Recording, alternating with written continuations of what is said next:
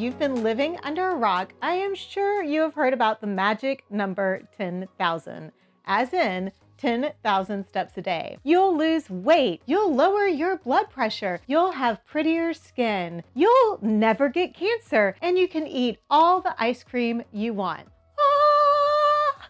Okay, well, maybe not the last two, but this easy form of self-care has been around for a while. And as someone who always thinks more is usually better, I decided if 10,000 steps is good, then 15,000 steps must be amazing. Hey y'all, and welcome back. Today I'm talking about a challenge that I decided to take on during the month of candy, wine, and cookies, also known as December, and that was to walk 15,000 steps a day. Spoiler alert, because life and weather do happen, I was only able to get in 14,386 steps on average a day during the month of December, but close enough, right?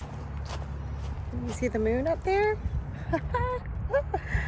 Well, it's day 5 of my 15,000 step challenge, and I got a little bit of a late start today, but it's only 5:30. It just seems so much later because it's so dark out here.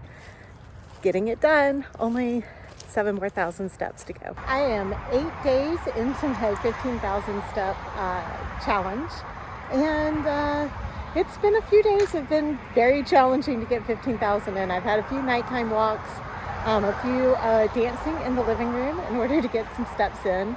And one thing I've run across that I didn't expect is I've had really bad heartburn.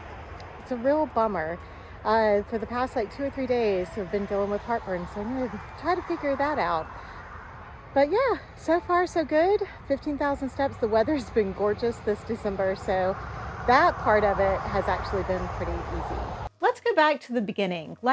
Where did this number 10,000 steps a day originally come from? I mean, was it just a marketing ploy to get us all to buy some sort of fitness tracker? I was super curious, so I decided to do a little research with my good buddy, Google. Oh my gosh, you guys, I didn't really think that it was a marketing ploy, and it turns out it was a marketing ploy by a Japanese company that was putting out this Manpo meter, which was a pedometer they were advertising during the 1964 Tokyo Olympics.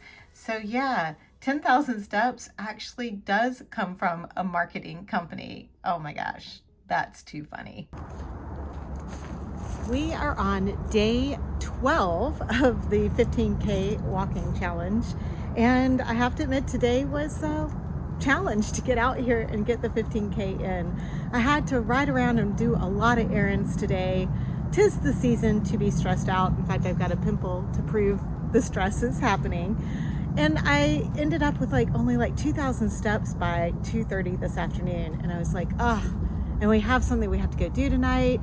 You know, it's these moments that you really have to push yourself to do these challenges, or else, you know, tomorrow morning I'd wake up and be like, I don't feel really good about myself because I kind of bailed on myself today. So I am out here and I'm doing it, and it is a beautiful day, a little chilly, but beautiful. And I'm out here getting the walk in. So, you know, keep on keeping on. We're not even halfway through the month yet, so I better make sure that I continue to meet this challenge. Day 19, and I'm still at it. It is getting a little chilly out, and later this week it's going to be really cold. We might even get a little snow at the beach, which was highly unusual. But out here getting her done before another Christmas party. All those sweets. Oh my gosh. At least I'm clearing my head when I'm getting these walks in, even if I'm not losing any weight.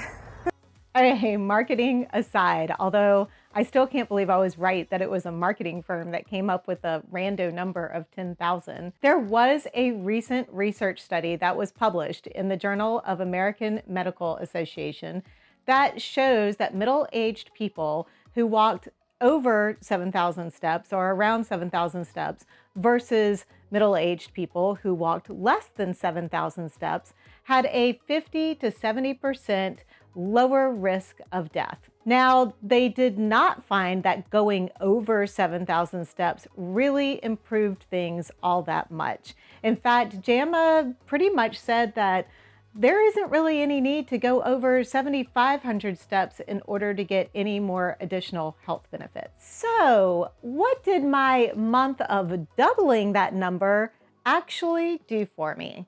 Day 23, and it is a blustery one. We've got 30-mile-an-hour winds going on, which you can probably hear and see, and the temperature is supposed to drop 25 degrees in the next 4 hours. Whew. Gonna get down to a balmy 28 degrees tonight and around 20 tomorrow. Yikes! It's gonna be a cold, cold walk on Christmas Eve, but still getting her done and actually feeling really good. Like every time I get out and I take a few steps and I get going, I feel so much better. And at the end of the walk, I'm so glad I did it, no matter how challenging it might be to get out the door. So just a few more days. What, 7 or 8 more days? 8 more days, 31 days in December. I won't lie, I was really excited to get to the end of the month and see what my results were going to be. I thought I'd lose a couple of pounds and maybe have just a little more room in those jeans. But to my surprise, neither of those things happened. In fact, I put on a tidge more weight. Ay, ay, ay. It is day 26 of the walking challenge, and I'm coming off of the holiday weekend where there were so many cookies and food, all the food. We had a Christmas Eve dinner, a huge Christmas brunch with this amazing blueberry French toast casserole. Oh my gosh. So yeah, today this walk was really needed.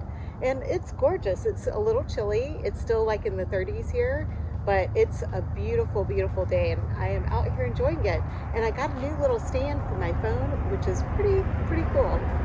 Of course, this was disappointing, but not entirely discouraging, because it did hammer home the fact that there are so many other factors that you need to take into consideration when you are trying to make significant changes to your health and fitness. And it's especially important when you're someone like me who already walks quite a bit and moves around every day. But that doesn't mean walking those 14,386 steps wasn't beneficial, especially since I did this challenge over the holiday season, which can be incredibly stressful. It forced me to get outside every day and get some fresh air and several days, luckily some sunshine, although there are a few days that it wasn't so nice. And it helped with the stress relief that you really need in the month of December. I also do think that it helped me sleep better at night. Day 28, and I got a little bit of a late start, so I'm out here in the dark, but it's a beautiful night. Lots of stars out. Still a little crispy cool, but really, really comfortable with a coat and hat on. So I'm actually kind of enjoying the peace of walking in the dark. Overall, I am glad I put myself to the challenge. I find that when I do have a monthly goal when it comes to walking, that it pushes me to get out of the house and out from in front of my desk and the computer screens and getting some fresh air, and overall really helps with my mental health.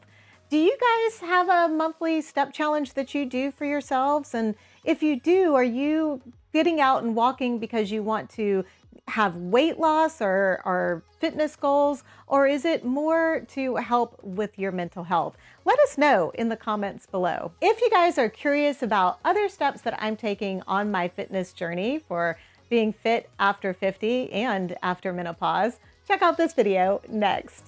I hope you guys have an amazing day, and I look forward to seeing you in the next video.